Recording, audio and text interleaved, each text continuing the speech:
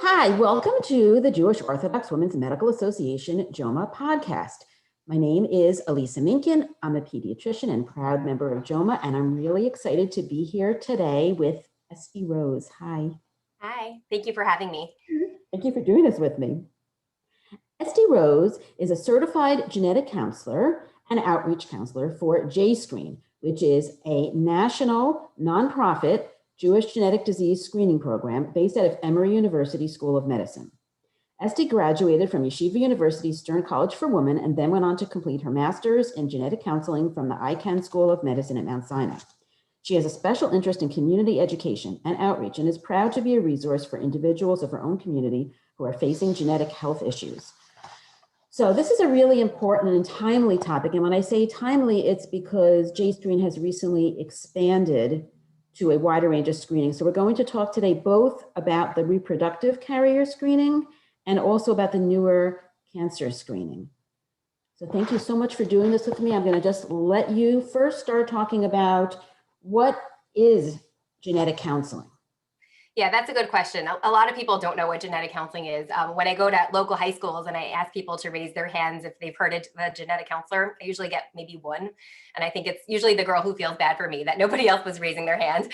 But genetic counseling has become much more popular in the last couple of years, especially in the Orthodox world. I know a lot of students who went to Touro and Stern and Queens College who've kind of reached out to me because they've heard about genetic counseling, but they're not quite sure what it is. So I'm happy to talk about it. Basically, a genetic counselor is somebody who has a master's degree in genetic counseling. It's a 2 years master's program. And during this program, you're trained to learn about medical genetics and also about the different tools and concepts related to counseling people. So it's kind of like a combination between the emotional, psychosocial aspects of having a genetic diagnosis while also teaching people about what this diagnosis means for them and their family. So genetic counselors are found in many different practices in the medical area. So we're found in the prenatal practices and pediatric practices and cancer genetics. We're kind of all over the place because genetics is all over the place, right? Basically, we're learning over the last couple of years that most diseases are related to genetics. So there's going to be a place for a genetic counselor in many different areas of practice. So I highly recommend that any woman or young girl thinking about something in the medical field, consider the field of genetic counseling because I think it's a great career. And I'm happy for anybody to reach out to me privately if they'd like to discuss it. How would they reach you? I'll give you my email address. Do you want it now or later? Sure, you can reach out to me at esther.rose@emory, EMORY.edu. Again, esther.rose@emory.edu. I'm happy to speak to anybody about the field. Yeah. Esther, ESTHER. Yes, ESTROSE@emory.edu. Right, we should mention it at the end too. Yeah. So what is JScreen? JScreen is a specific program. Yeah, so JScreen is a specific program where we do carrier testing and also cancer testing. So those are two different options within JScreen to test people for different kinds of genes. So our ReproGen test panel consists of over 200 conditions where we're looking to see if people are carriers for those conditions. Carriers generally don't have any symptoms of the conditions that they carry, so they have no idea that they're carriers. However, if a guy and a girl are both carriers for the same condition, every time they have a child together, there's a chance for their children to actually be affected with that condition. So you probably heard of Tay-Sachs disease, maybe cystic fibrosis. Those are all recessive conditions which are inherited in this pattern. So we're testing people to see whether or not they're carriers. And if they are carriers, then we would recommend that their partners get tested to see whether they're considered a carrier or high-risk couple. Let's back up just a little bit to make it crystal clear that there are different kinds of genetic disorders, some of which are related to a single gene, right? And sometimes it could be that you have one dose and it gives you the disease, and those are called autosomal dominant. When you say carrier, you're talking about autosomal recessive disorders where you need one gene from each parent. There are many other kinds of disorders, right? There are some that affect a male, you only have on one X and it affects the male but not the female, or milder in the female. For example, anyway, so there are many different. I think you're thinking of Fragile X disease. I was thinking of Fragile X, but Fragile X is so complicated. Yeah. And that's included in the testing, or is that not? Yeah, so most of the conditions that we're testing for are for recessive diseases. So to test healthy carriers to see if they're part of an at-risk couple. But we're also testing females and males too for X-linked diseases, which are conditions that could be passed down from a female carrier to her son. We're testing for about 15 or so of those. So all of the conditions on this panel are all really done, are all being tested for reproductive purposes, not for personal health things, right? We're not really diagnosing people with genetic diseases themselves. We're talking about the next generation to see if they have a chance to pass down something to their children, which is very different than our cancer gen testing panel. It's completely separate, totally different test order. Our cancer gen panel tests for over 60 different cancer predisposition genes. So you might have heard of BRCA, for example, BRCA. That's one of the 63 genes that we're testing for. If somebody has a mutation in any of these cancer predisposition genes, they themselves are at risk to develop certain cancers. So that's more of like a personal health kind of genetics. And if somebody has a mutation in one gene, they themselves could be symptomatic. So unlike Tay-Sachs and the stuff in the reprogen carrier panel, where if somebody's positive, they don't have the disease themselves. For the cancer genetics, that's a dominant condition. And if somebody has a mutation, then they themselves are at risk to develop the condition. So two totally separate tests, two totally different kinds of genetics, but there's definitely a need and interest in our community for both types of tests. Right, so let's go back to the reproductive screening. Who would go for that? So we recommend that anybody who's planning on having children go for that.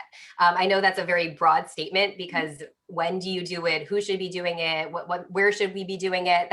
There's a lot of different nuances in that statement, but we think that anybody who's planning to have a child in the future should get tested. For some people, that could be while they're in the middle of their shidduch dating or even before the shidduch dating scene. For some people, they wait until they get engaged. For some people, they're already married and then they get tested. And then there's also people who have been tested in the past who need to get retested because new and updated testing has become available. So even if somebody has been tested a couple years ago, or even if they already have a child or two who are healthy, but they're planning for another pregnancy, they also need to get tested. So basically anyone planning to have a child needs to get tested. So has JScreen changed their panel? When did JScreen start? Yeah, so JScreen started about 6 years ago, and within the last 6 years, we're already on our third iteration of our panel. So we started out with about 20 diseases, then we got to 80, 100, now we're at over 200. And these things change, so we always tell all of our patients after we counsel them that it's a good idea to check in with us anytime they're planning for a pregnancy, because we might update our testing, and at that point, they're going to be up, out of date, and they're going to need more updated testing. So every couple of years, I would say we update our panel. How do you decide which diseases to put in? So in the beginning, we were still learning a lot. So as more diseases were being discovered to be commonly found in Ashkenazi Jews, we started adding those. There's also other criteria like how serious is the disease?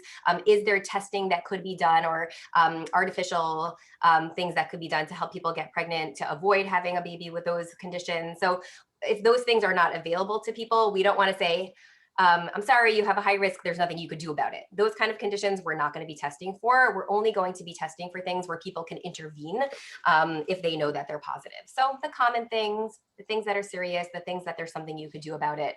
A lot of times we'll have families reach out to us and say, listen, we have this condition in our family. I see it's not on your testing panel. It seems to be somewhat common. Maybe you should consider adding it. And we keep a running list and we bring it up with the lab that we use. And very often they actually will add it on. So there's many different reasons why we might decide to add on new diseases. Mm-hmm.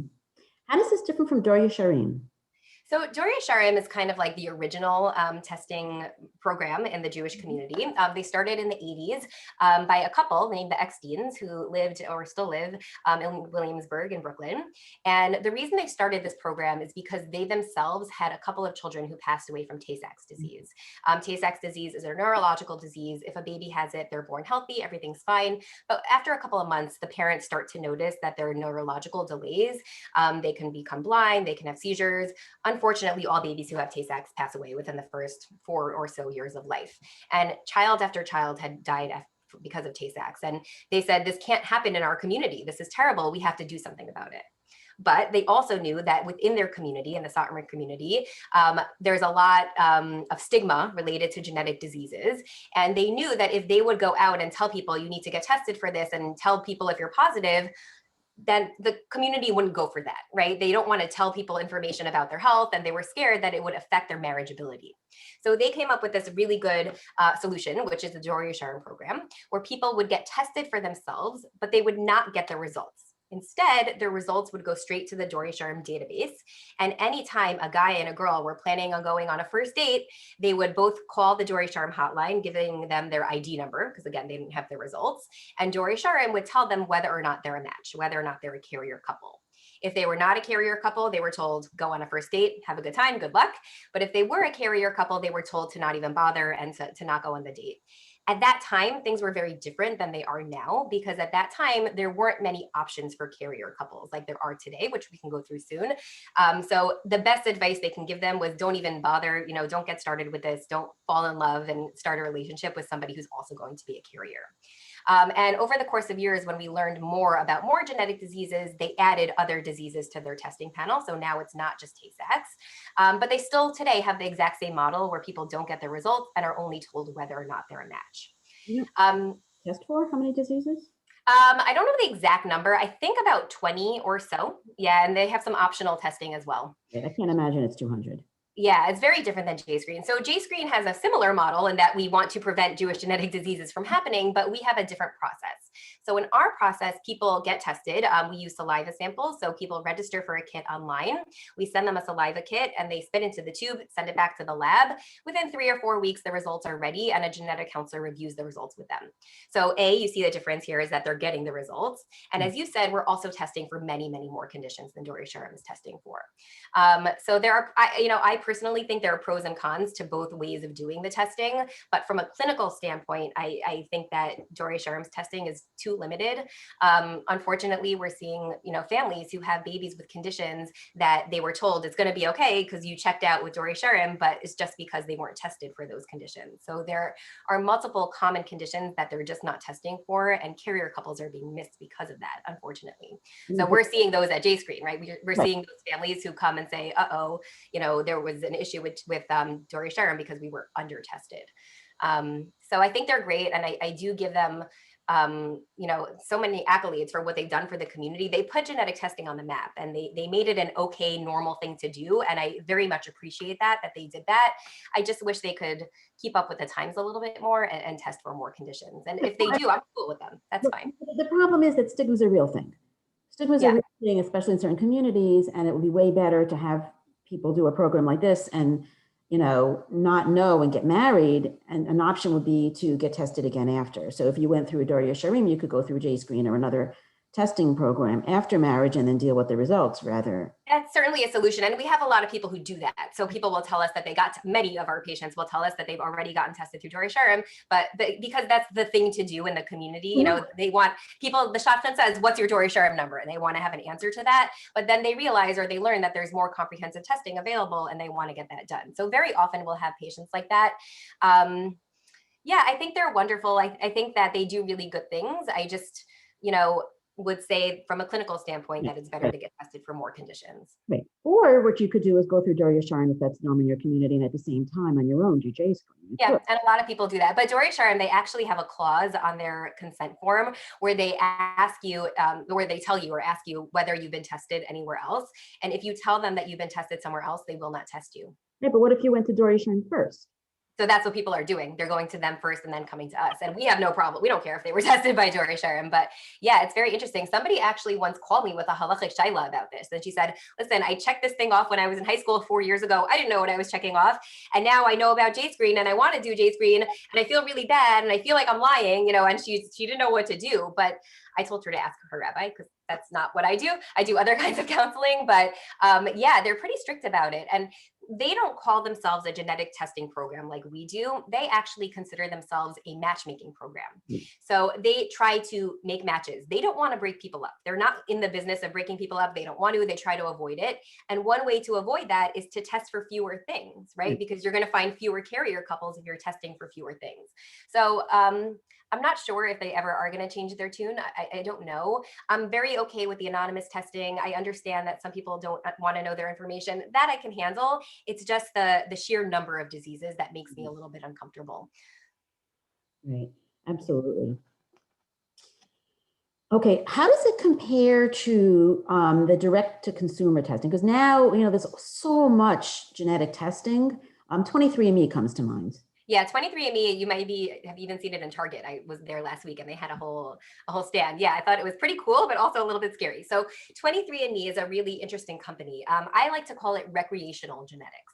So Mhm. they have different options for testing, but their basic package is that they're testing people for ancestry. So they'll tell you what percentage Ashkenazi you are, what percentage Eskimo you are, or whatever it is. They'll tell you your ancestry. That's one part. Another part is they do recreational genetics where they tell you, are you more likely to flush after drinking alcohol? Are you a righty or a lefty? Do you have a widow's peak? Things that you probably already know the answers to, but they're able to tell you whether or not genetically that makes sense. And then the third part of their testing is they actually do some health related testing. They test for about 40 different genetic diseases, these recessive diseases, to see if people are carriers. So you'll see the common ones like Tay-Sachs and cystic fibrosis on there, but they're only testing for about 40. They're not testing for over 200. And they're also using a technology that's a little bit, I'll call it old school for these conditions. So every now and then we'll actually have patients who come in and they tell us that they've been tested by 23andMe for these 40 conditions and they were negative. And then when they get retested for those conditions with JScreen, they're actually positive. And Wow. that's because we're using, a more accurate technology in the lab than they're using at 23andMe. So I think that they're cute and it's fun to know your ancestry and it's fun to know if you like cilantro or not, the kind of things that they tell you. I'm okay with that. That's, fun and that's okay. But the danger is when people do the health related stuff also, and they take that at face value, like this is it. I did my genetic testing. I'm good to go. Similar to Dory Sharm, right? But we know that they're not testing for enough and they're also not using the best technology out there. So I would not recommend that people use 23andMe for health related things. And if they want to use it for other things, go right ahead. But it should not replace clinical testing like we do at JScreen or like your doctor's office might Right. do. Right. And an important thing to emphasize about JScreen is you also have a genetic counselor, because the problem with getting information is, what do you do with it? How do you understand it? And what do you do with it? I'm Yeah. thinking of 23andMe, there's a book. I don't know if you read the book Inheritance. Yeah. Yeah. That was scary, right? Crazy. She found out that she had different inheritance than her Ashkenazic inheritance, and then found out, That right? her father was not her father, right? It's really crazy what you could learn now. It's totally like cuckoo what comes out with these things. There's tons of books just like Inheritance, which I would recommend by Danny Shapiro. It's a great book. But yeah, so for the ancestry stuff, because that's a hey, go, it's fun, but for the health related things, I would definitely tell people to do that with caution and to tell them that's not enough. They also actually do BRCA testing, the breast cancer gene, but they're also under testing for that. And they're also not requiring genetic counseling, which is a little bit scary to me, because people either miss those results or they misinterpret them or they don't tell them to their doctor and they're not acting on it like they should be, because there's no medical oversight involved in it. Right, right, right. Now, do you test just for Ashkenazic related disorders? No more. We used to. So at the beginning of JScreen, when we were just learning about population genetics, we only tested for Ashkenazi diseases. But especially with this new ancestry testing coming out, and people learning a lot more than they already knew about their ancestry, we realized that it's not good enough to test people just based on the ancestry that they report to us, because either they don't really know their ancestry, and they think they do, or they really don't know it, or they're adopted, or they're converts in the family, or there's mixed ancestry with Ashkenazi and Sephardi, or whatever it is. We realize that testing for Ashkenazi diseases alone is just not going to cut it. It's not enough. We're missing carriers. So over the course of years, when we've expanded our panels, we started doing these more like universal panels, kind of like a one size fits all, where many of the conditions are more common in people who are Ashkenazi, but many of them are also what we call pan-ethnic, which just means that they're common amongst all people. And there are conditions on our panel that are more common amongst Hispanics and Asians and Sephardi Jews or whatever it is, because we don't want to miss carriers. So now we're just doing, we're casting a wider net, and just testing people for the common things that are not necessarily Ashkenazi. But there is a big emphasis on Ashkenazi diseases on our panel. Do you look differently if someone says, I'm Sephardi? Do you have special Sephardi panels? Not anymore, because we test everybody for the same thing. Back in the day, we used to. Yeah, we used to say, oh, you're Sephardi, we got to add on this and that. But now everybody's just tested for everything. It's all on one assay. It's interesting you say that, because the one time I saw Tay-Sachs was in a family that wasn't Jewish at all. Oh, so that's true. Because of carrier screening and because of education in the Jewish community, it's very rare that you're going to have a Jewish couple that doesn't get tested in the United States. It really doesn't happen that often. So more babies are being born with Tay-Sachs that are not Jewish because their parents didn't know about it. So that's why, education within the community is so important, and it works. It really does work. Right. Can we talk about the cancer screening? Sure. So the cancer screening is really near and dear to my heart. We just launched this past January, so it's only been about 3 months since we launched. This launch came after a very long study that we started. We did a pilot study in the Atlanta area where JScreen is based. We're based out of Emory University. So we did a pilot study in the Atlanta Jewish community to see whether or not the community actually is ready for this, or are they interested in learning about their cancer risks. We also looked to see how common it was for people who are Jewish to have a BRCA mutation. And we got a lot of really great data from that study, which I'm really proud of. Hopefully a manuscript will be coming out soon. But overall from the study, we learned, yes, we got to do this. People are ready for this. People want it. People want to know information about their health and their predispositions. And therefore, we launched the Cancer Gen panel this past January. Like I said before, we're testing for over 60 different cancer predisposition genes. So it's not just BRCA. We're testing for genes that predispose people to breast cancer, ovarian cancer, uterine cancer, colon cancer, you name it, basically, melanoma, all different brain cancers, any type of cancer. We're testing for over 40 different cancer types within these 60 plus genes. The test is good for males, it's good for females. And if somebody is positive for any of these genes, they'll have a genetic counselor speak to them about what risks are associated with being positive for those genes. And we tell them what to do about it, what kind of medical management might make the most sense for them. Now, should this be for people who have a family history, or does it not matter? It could be for anybody. Yeah. So a lot of people do have family histories. Those are the people who are interested in coming in the first place. They see this and they say, oh, well, my mom had this and my aunt had that. I'm interested in getting tested.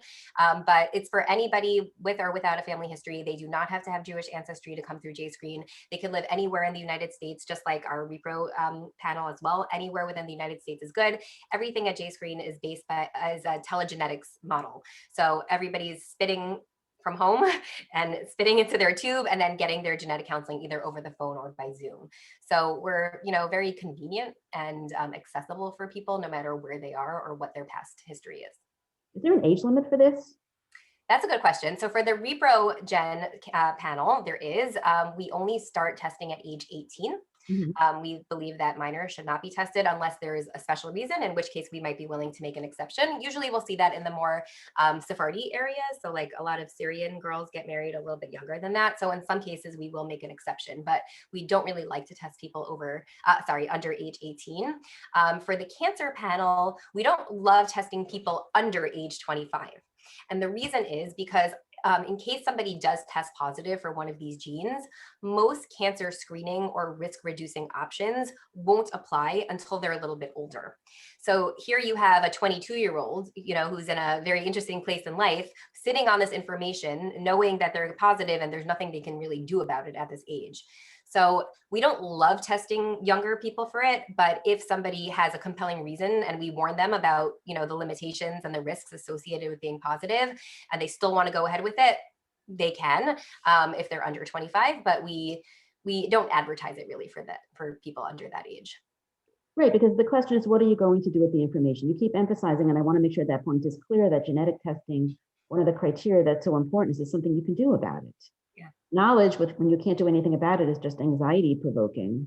Yeah, I mean, you had asked before about the ReproGen panel, like how we decided which diseases to include in our panel. So when we did our Cancer Gen panel, we had a very similar discussion. What are we going to include here? There are some labs that test for over 100 different cancer genes, and we didn't know if we were ready to do that. So we actually handpicked every one of those 63 genes, and we decided that we're only going to test people for genes that are what we call actionable, meaning there's something you could do about it. So if there's a gene that tells you that you have this increased risk for brain cancer and there's nothing you could do about it, good luck. We don't really want to test people for that, because what are they going to do with that? They're just going to be sitting on that and being anxiety ridden, was waiting for cancer to happen.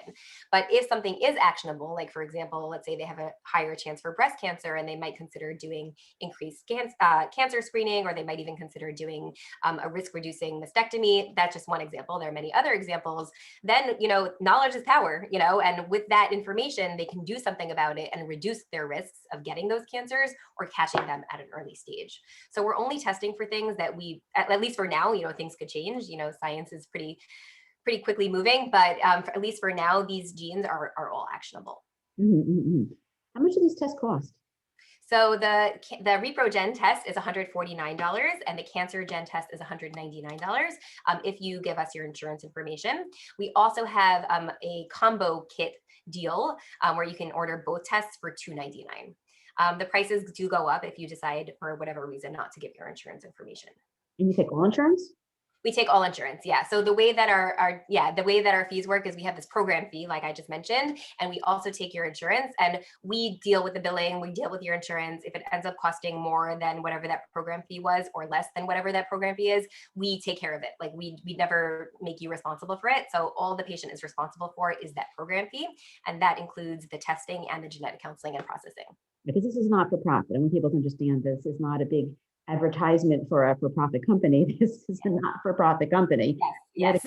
Profit can be extremely, extremely expensive. Yeah, it's expensive. And by the way, we also have financial aid available for people who need it.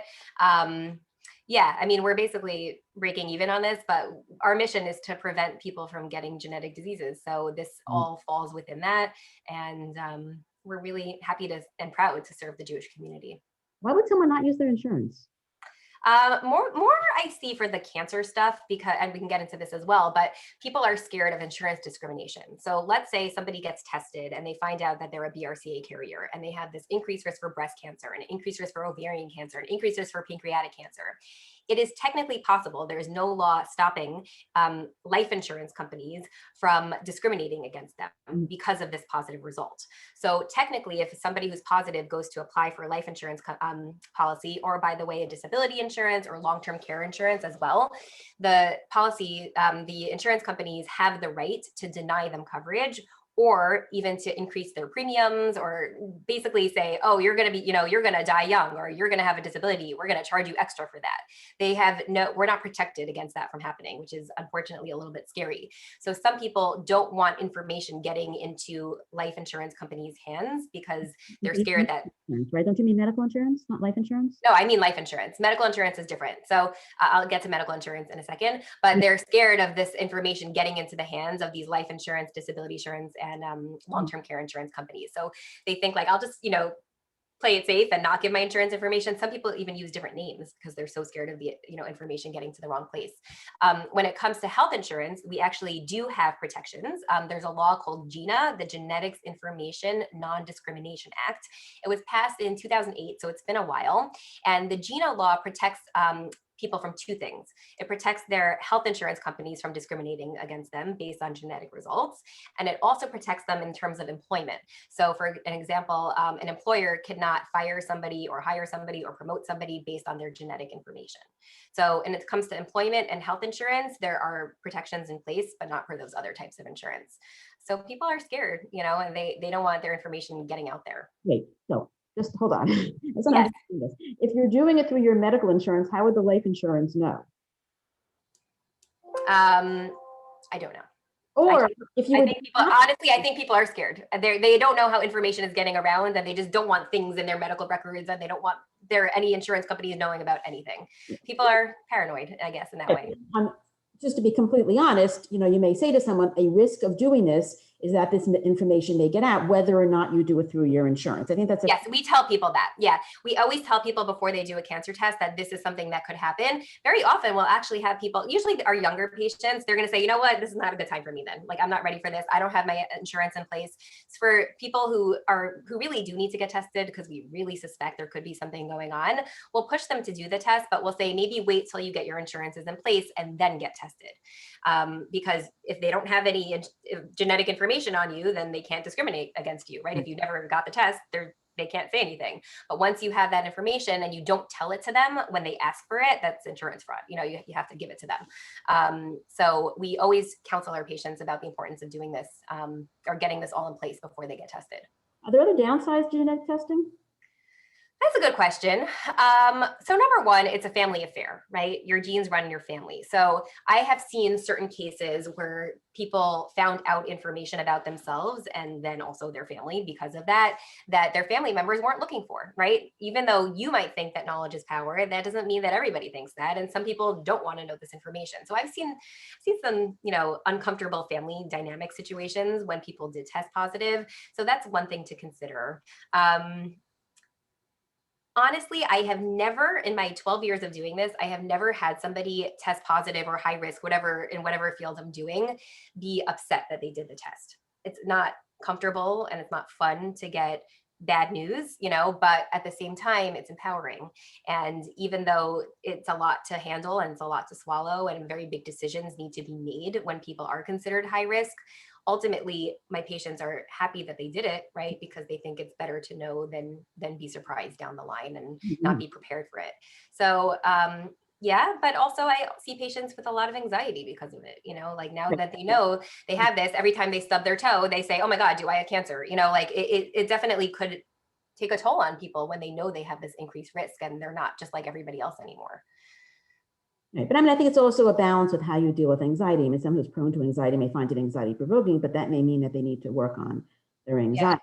Yeah, and this is why I think, by the way, that obviously I'm a big proponent of genetic counseling because I am a genetic counselor, but all of this stuff plays a very big role in people's decision to get tested. And that's why I'm not comfortable with people just, sending in a spit kit through an online company, a commercial company. Like they don't know any of this stuff beforehand. And they really should have proper informed consent before they do any kind of genetic test because they need to know what they're getting themselves into before they decide to do this. Most people do go ahead with it, and most of the time it's fine. That's important information to have. Most of the time it is good news, but you have to be prepared, that it's not always good news and sometimes surprises happen. And you're not always getting that with a lot of these genetic testing companies. And it's a little bit scary because you don't want them to say, oh, I didn't know. And it's by that point, it's too late. Right. And you already have the results. Right. So when you do genetic counseling through JScreen, what exactly does that entail? The counseling? Mm-hmm. Okay, so anytime somebody comes in with a new registration to JScreen, one of our genetic counselors, we have 3 full-time genetic counselors, one of them will review your registration and will ask you if you have any family history of anything, any personal history of anything, just to make sure that this is the appropriate test for you. We don't want to test somebody for something they've already been tested for, or they're looking for ancestry testing and we're not doing that. We just want to make sure it's appropriate.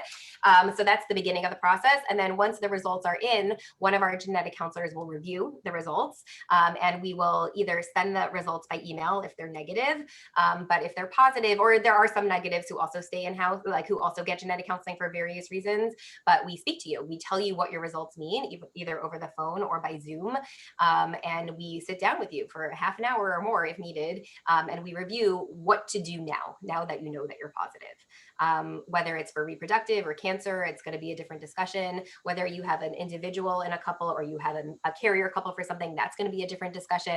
It's very personalized based on the people that we're talking to and the diseases that we're talking about. So it's very, one-on-one and very unique from one patient to the next. Is it by telehealth or by phone? We can either do phone or Zoom, whatever our patients want. So phone or video phone. Yeah. It's awesome. Is there a time limit for that? What, in terms of what? Like how long? Yes, like say someone listens and they don't process it, can they call back? Of course, yeah. Once you're our patient, you're always our patient. Very often we'll have people come in once, let's say in January as a single person, and then they find somebody the next January and they want to test the partner, and then we speak to them a year later because now they're part of a couple. So every single day I have past patients, asking me questions. We're always there for our patients. So and we don't charge any extra for any secondary consultations or anything like that. We're pretty generous with our counseling time, and we're happy to help anybody who has any questions. This is so amazing. I am so grateful for you for doing this. I really I'm so proud of JScreen and what we do. And I really am so happy to be part of such a great program. I only have good things to say, which is, I guess, really nice. And I really do feel like we are a resource for the community. By the way, aside from registering online for a kit, we also very often go to schools and Jewish centers and shuls around the country. So we, not really so much now. Now we do more virtual events, but pre-COVID and hopefully post-COVID, we'll be going back to schools. We have events with Hillels, with Chabads, you name it, any Jewish organization we go to, and very often we'll offer discounts for people. We were just at YU and Stern. We do this all the time, and we go out and we give talks to people. So if anybody has, a grand rounds or anything where they want us to talk, we're happy to come. We basically test everyone and anyone who wants to get tested, and we love doing outreach as well in the community, within the medical community, within the rabbinic community, anyone who will listen to us, we're happy to go speak with them. This is amazing. I'm going to remind you again to give your contact information and also how to get information about the program, because I know there's a very comprehensive website. Yes, so our website is jscreen.org. And my personal information, my name is Estie Rose, and my email is esther.rose, ESTHER.ROSE at emory.edu, EMORY.edu. Amazing. Thank you so much for doing this with It was me. my pleasure. Thanks for having me. You too. Be well.